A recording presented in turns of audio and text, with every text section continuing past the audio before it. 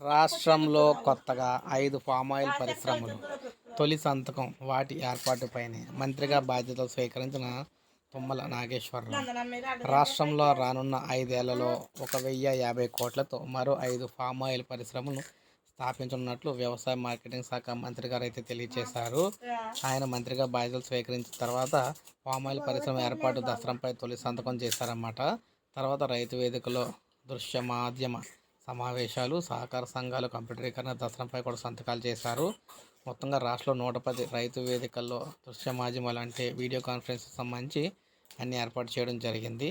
అయితే ఆయిల్ ఫామ్కు సంబంధించి రాష్ట్రంలో ఆయిల్ ఫామ్ సాగు ఉజ్వల భవిష్యత్తు, విస్తృత అవకాశాలు ఉన్నాయని, ఆయిల్ ఫామ్ సాగు వైపు మొగ్గు చూపేలా అధికారులకు రైతులు దిశానిర్దేశం చేయాలన్నారు. రైతులకు అత్యాధునిక సాగు పద్ధతులపై కూడా అవగాహన కల్పిస్తామని చెప్పేసి ఈయన అన్నారన్నమాట.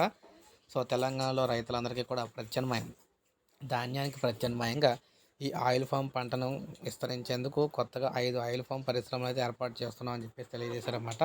సో ఇది ఫ్రెండ్స్, ఈ వీడియో లైక్ చేయండి, సబ్స్క్రైబ్ చేసుకోవద్దు, మన ఛానల్ సబ్స్క్రైబ్ చేసుకొని